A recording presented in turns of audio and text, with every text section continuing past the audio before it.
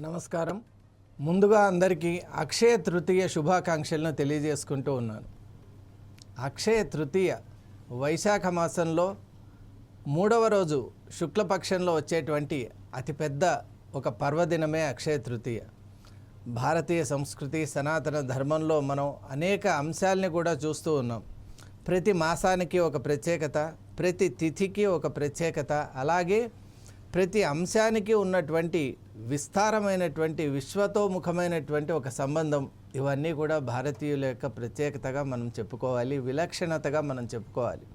ఈరోజు అక్షయ తృతీయ జరుపుకుంటున్నటువంటి సందర్భంగా అసలు అక్షయ తృతీయ యొక్క వైశిష్ట్యం ఏంటి అనే విషయాన్ని మనం తెలుసుకునే ప్రయత్నం చేద్దాం. ఈ పేరు అక్షయ అంటే తరగనిది అని అర్థం. సంస్కృతంలో ఉన్నటువంటి ఈ పదం పరమాత్మకు సంకేతంగా కూడా మనం భావించవచ్చు.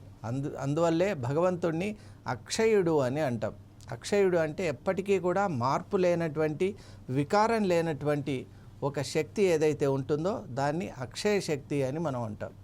అలాగే అక్షయ స్వరూపంగా విరాజిల్లుతున్నటువంటి ఈ తిథిని వైశాఖ మాసంలో వచ్చే తృతీయని మనం అక్షయ తృతీయ అని అంటూ ఉన్నాం. మరి దీని వెనక ఉన్నటువంటి చారిత్రాత్మకమైనటువంటి నేపథ్యాన్ని మనం చూసినట్టయితే, అసలు భగీరథుడు గంగాదేవిని ఈ భూమిపైకి తీసుకుని వచ్చినటువంటి రోజు అక్షయ తృతీయగా భావింపబడుతోంది. ఎందువల్ల అంటే సగర మహారాజు యొక్క ఆ సంతానాన్ని అంతటినీ ఉద్ధరించడమే కాకుండా సమస్త మానవాళిని కూడా ఉద్ధరించేటువంటి ప్రయత్నం చేశాడు భగీరథుడు. దానికి ఏకైక మార్గం ఏమిటి అంటే పరమ పావని అయినటువంటి త్రిపదగామిని అయినటువంటి గంగ, ఆ గంగా జలాలు భూమిపైకి తీసుకొని రావటం.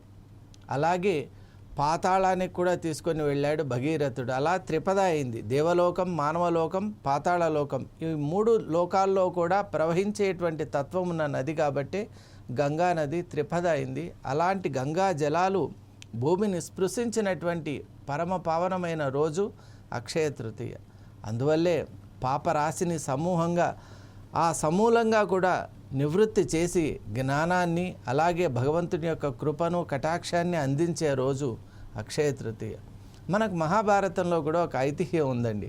అదేమిటి అంటే, ధర్మరాజు అంటే పాండవులు ఎప్పుడైతే వనవాస కాలంలో వాళ్ళు ద్వైతవనం అనేటువంటి ఒక స్థానంలో ఉన్నారో, దుర్యోధనునికి అసలు మాయాజూదంలో పాండవుల్ని ఇక్కడి నుండి, రాజ్యం నుండి పంపించి వేశాడు. వాళ్ళు వనాల్లో అష్టకష్టాలు పడుతున్నారనేటువంటి విషయం తెలుసుకున్నా కూడా ఇంకా తృప్తి తీరలేదు. ఎలాగైనా సరే వాళ్ళను ఇంకా అవమానించాలి, వాళ్లకు ఋషి శాపం అనేటువంటిది కలగాలి అని భావించి, దుర్వాస మహర్షి గురించి మనందరికీ తెలుసు.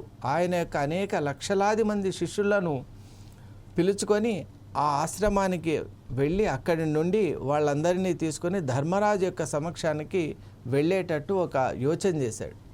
అసలు అంతరార్థం ఏంటి అంటే, ఆ మహర్షి యొక్క లక్షలాది శిష్యులు ఎప్పుడైతే అక్కడ ధర్మరాజు దగ్గరికి వస్తారో, ధర్మరాజు వాళ్ళందరికీ కూడా అతిథి సత్కారాలు చేయాలి, భోజనాధికాలు ఏర్పాటు చేయాలి. మరి వనవాస స్థితిలో ఉన్నటువంటి ధర్మరాజు అలా చేయలేడు.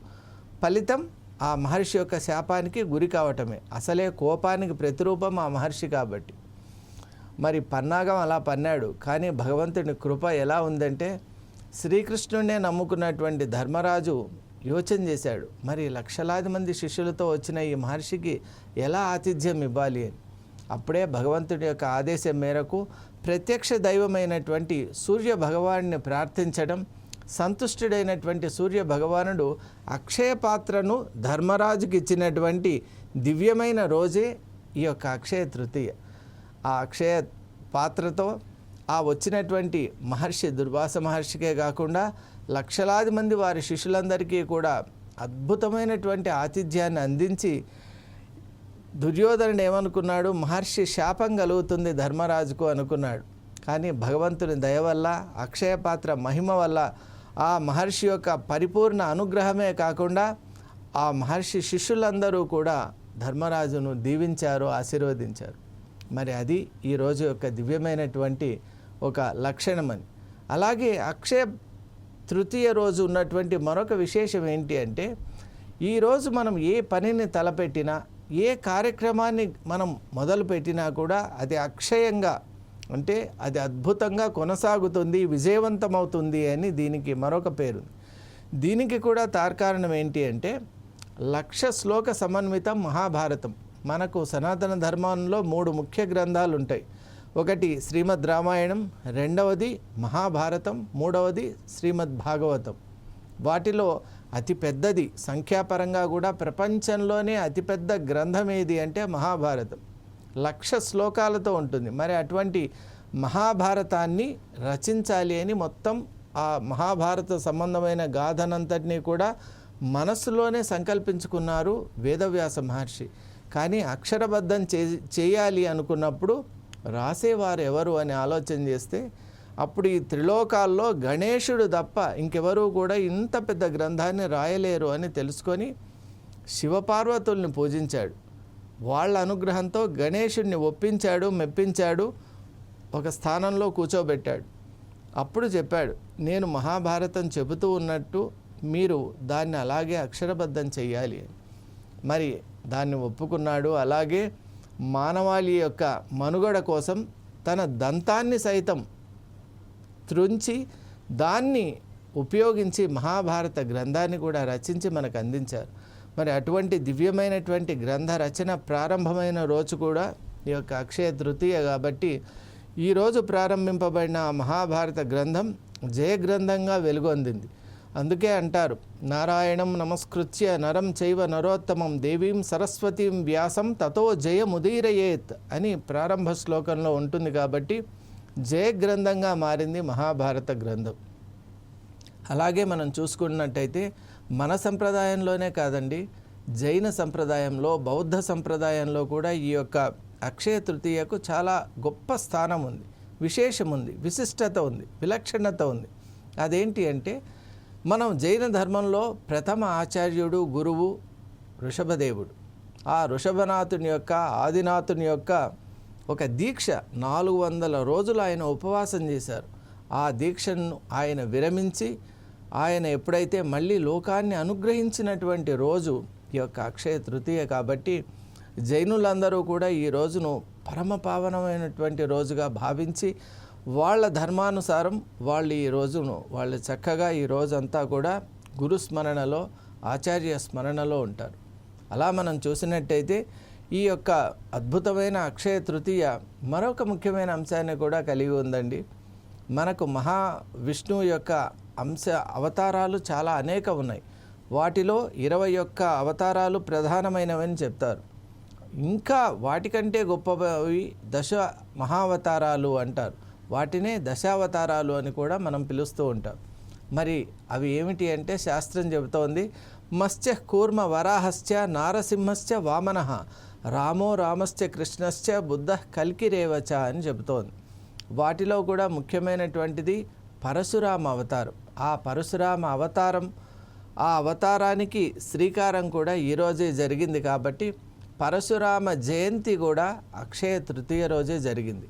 అందువల్ల అక్షయ తృతీయ అనేటువంటిది అత్యంత మహిమాన్వితం.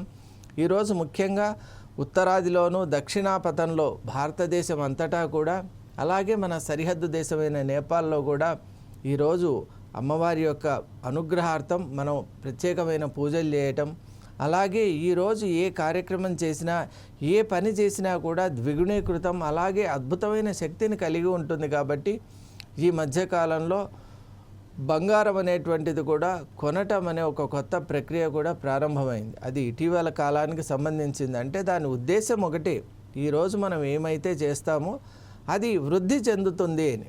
అక్కడ వృద్ధి అనేటువంటిది కేవలం బంగారానికి మాత్రమే పరిమితం కాదండి. మనము బంగారం లాంటి ఆలోచన చేసినా కూడా అది అలాగే వృద్ధి చెందుతుంది.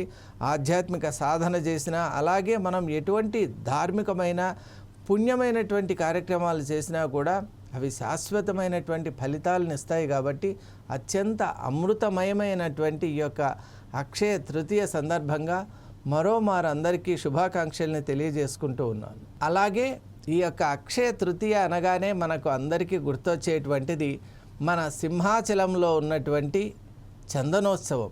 నిజంగా చెప్పాలి అంటే ఆ నిజరూప దర్శన వైభవం అనేటువంటిది అసలు చూడటానికి 2 కళ్ళు సరిపోవేమో అని మనకు అనిపిస్తుంది. విశాఖ ప్రాంతానికి అత్యంత సమీపంలో ఉన్నటువంటి చాళుక్య, అలాగే అక్కడ కళింగ పద్ధతులతో నిర్మింపబడినటువంటి ఆలయమే మనకు సింహాచలేశ్వరుని యొక్క ఆలయం. ఆ భూవరాహ నృసింహస్వామి వారి యొక్క దివ్య వైభవం, 2 అవతారాలు ఒకే ఒక శిలలో, ఏకశిలలో ఉండటమే ఒక గొప్ప అద్వైత స్థితి. అలాగే ఆ స్వామివారిని సంవత్సరంలో ప్రతిరోజు కూడా చందనంతో కప్పి ఉంచుతారు. ఎందువల్ల అంటే ఉగ్రత్వం శాంతించాలి అని. అలాగే స్వామివారి యొక్క పరిపూర్ణ అనుగ్రహం మన అందరికీ కలగాలి అనేటువంటి ఉద్దేశం. కానీ సంవత్సరంలో కేవలం ఒక్కరోజు మాత్రమే, అది ఉదయం నుండి సాయం సమయం వరకు మాత్రమే ఆ యొక్క పైన ఉన్నటువంటి పై పూత అయిన చందనాన్ని తొలగించి స్వామివారి యొక్క దివ్యమైనటువంటి నిజరూప దర్శన ప్రాప్తి కలుగుతుంది. మరి ఆ రోజు కూడా ఈ అక్షయ తృతీయ రోజే కాబట్టి ఈరోజు స్వామివారు మనల్ని అందరినీ పరిపూర్ణంగా అనుగ్రహించేటువంటి దివ్యాతి దివ్యమైనటువంటి సందర్భం కాబట్టి ఈ యొక్క అక్షయ తృతీయ యొక్క అనుగ్రహాన్ని అందరూ పొందాలి అని ఆశిస్తూ ఉన్నాను. మన సనాతన ధర్మంలో మనం అందరూ కూడా యాత్రకు చాలా విశేషమైనటువంటి ఒక ప్రాతినిధ్యాన్ని కలిగించుకున్నాం. మరి అటువంటి యాత్రల్లో ప్రధానమైనటువంటిది చార్ధామ్ యాత్ర. చార్ధామ్ అంటే బద్రీనాథ్, కేదార్నాథ్, గంగోత్రి, యమునోత్రిల యొక్క దర్శనమే చార్ధామ్ యాత్రగా మనం అభివర్ణించుకుంటూ ఉన్నటువంటి నేపథ్యంలో పరమపావన స్థానాలైనటువంటి గంగోత్రి, యమునోత్రిలు అంటే ఏదైతే శీతల ప్రాంతం నుండి, శీతలమైనటువంటి ఆ కాలం నుండి మళ్ళీ ఈ యొక్క వేసవికాల ప్రారంభంలో మళ్ళీ ఆలయాలన్నీ కూడా తెరుచుకుంటాయి.